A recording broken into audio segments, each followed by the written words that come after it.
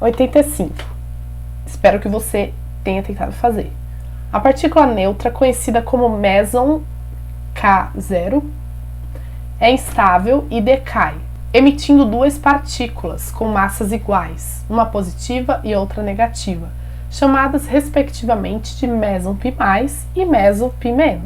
Em um experimento, foi observado o decaimento de um meson K em repouso com a emissão de um par Pi+, meson Pi+ e meson Pi-.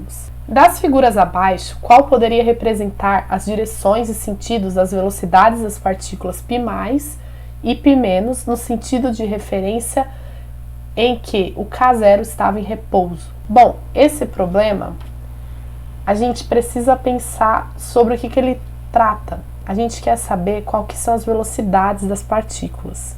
O que pode estar relacionado a isso? Pensando que antes estava em repouso, então a gente tem o que aqui nessa situação?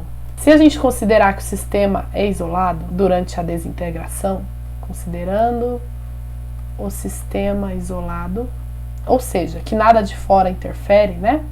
Na desintegração, a gente tem conservação do momento, ou do movimento. Em nível superior, a gente fala conservação do momento, linear. Só que em materiais do ensino médio, chama de quantidade de movimento. Então, a conservação da quantidade de movimento. Então, eu estou apresentando os dois nomes para vocês. O que significa, né, com a conservação da quantidade de movimento ou do momento? Significa que o que a gente tinha antes de momento ou quantidade de movimento vai ser igual ao que a gente tem depois do que a gente está analisando. E o que a gente está analisando? Essa desintegração. Então, antes da integração, o que a gente tinha?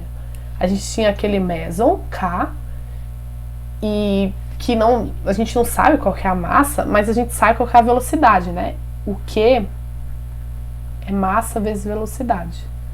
E a velocidade era zero, porque ele estava em repouso, que significa que a velocidade dele era igual a zero.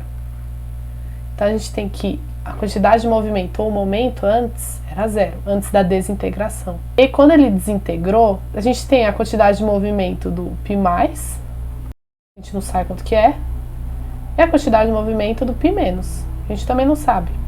Mas é o que aconteceu depois. Depois, como ele desintegrou, a gente vai ter essas duas quantidades de movimento de cada um desses negócios novos aí que surgiram.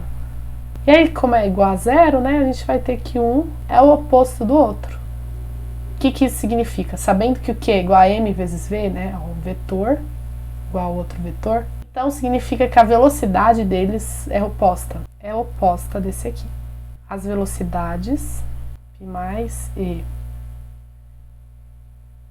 meson Pi- tem mesma direção e sentido oposto.